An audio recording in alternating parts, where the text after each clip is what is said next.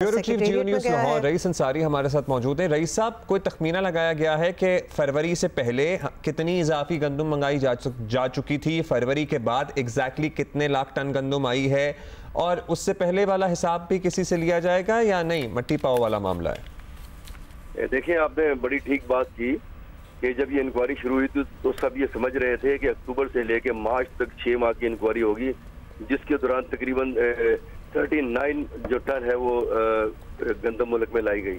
लेकिन जो हमने लेटर देखा है, जो हमने वज़ीर-ए-आज़म हाउस की जानिब से लेटर जारी हुआ है, उसमें वो जो आपने मिट्टी पाव वाला काम कहा है वो बिल्कुल ऐसा ही हुआ है।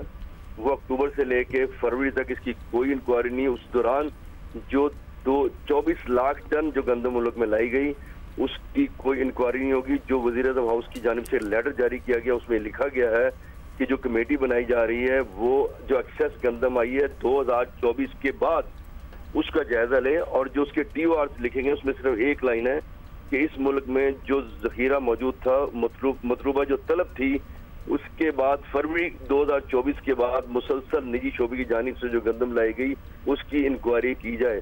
वो तकरीबन अगर अंदाजा लगाएं तो वो बनती है 15 लाख टन बनती है। और हमारे जो इस बारे में जो फूड सिक्योरिटी के इस वक्त वजीर हैं राना तनवीर, हमारी उनसे बात हुई थी, उन्होंने ये कहा, उन्होंने इस बात की तस्दीक की कि फरवरी 2024 के बाद इसकी इंक्वायरी की जा रही है, और उन्होंने मजीद बात करने से माजरत की और कहा कि जब इस इंक्वायरी की रिपोर्ट आ जाएगी फिर उस पर बात करेंगे। ये जो टोटल गंदम बताई जा रही है उसकी जो ये बताई जा रही है 39 लाख टन गंदम बताई जा रही है। जो 24 लाख टन गंदम फरवरी से पहले आ चुकी हैं। हमारे ज़रा ये कहते हैं कि जो हुकूमती लोग हैं वो कहते हैं कि इसको कहीं ना कहीं इसको लीगल कवर हासिल है, लेकिन इस पे बात नहीं की जाएगी। जो गंदम फरवरी 2024 के बाद लाई गई है इस पर बात की जाएगी। तो रईस साहब, बेसिकली इंटरिम सेटअप के दौरान जो इंपोर्ट की गई है गंदम सिर्फ उसकी इंक्वायरी होगी, उससे पहले PDM के हुकूमत वाली इंक्वायरी नहीं होगी, हम सही समझ रहे हैं? इंटरिम के बाद वाले की इंक्वायरी होगी? नहीं, लेकिन देखें, बड़ी एक अहम सवाल किया, जो गवर्नमेंट PDM की थी उसमें जब उस वजीर थे तारिक चीमा, उन्होंने 13 जुलाई को समरी अप्रूव की थी 10 लाख टन गंदम जो स्ट्रेटेजिक रिजर्व के लिए।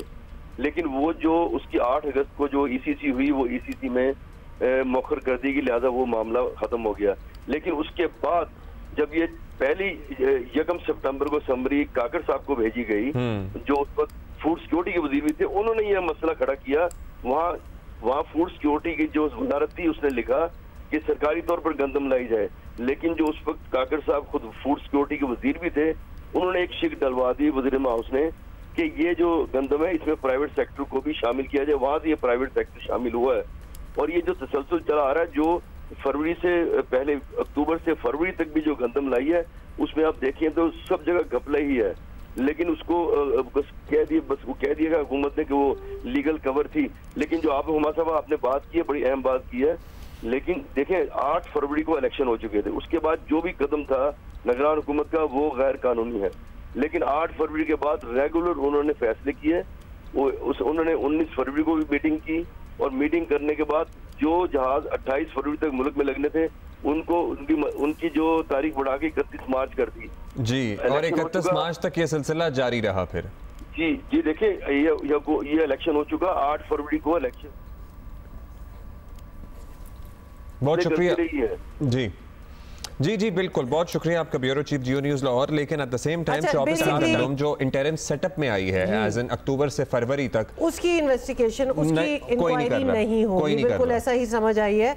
आई होप कि इंक्वायरी में एटलीस्ट, ऑल्दो ये पूरा टाइम फ्रेम ही निकाल दिया गया है, everything is going to be so, एक तो उसकी भी इंक्वायरी होनी चाहिए, फिर इलेक्शन के बाद ज़ाहिर हुकूमतें बनने में टाइम लगता है, उस दौरान ये फैसले कौन करता रहा और किसने डेट एक्सटेंड करके 31 मार्च तक की, और ये इन्वेस्टिगेशन के दायरे में जो पैरामीटर्स हैं उसमें ये जरूर आना चाहिए कि किसने ये समरी पास की कि शॉर्टेज है और इसलिए हमें इंपोर्ट नहीं। और 31 मार्च तो ये तो किसी भी पाकिस्तान में रहने वाले, अगर आपने बेसिक माशरती उलूम पढ़ी हो पता होगा कि 31 मार्च तक आप गंदम इंपोर्ट करते रहेंगे, आपकी अपनी फसल मार्च में तैयार खड़ी होती है भाई।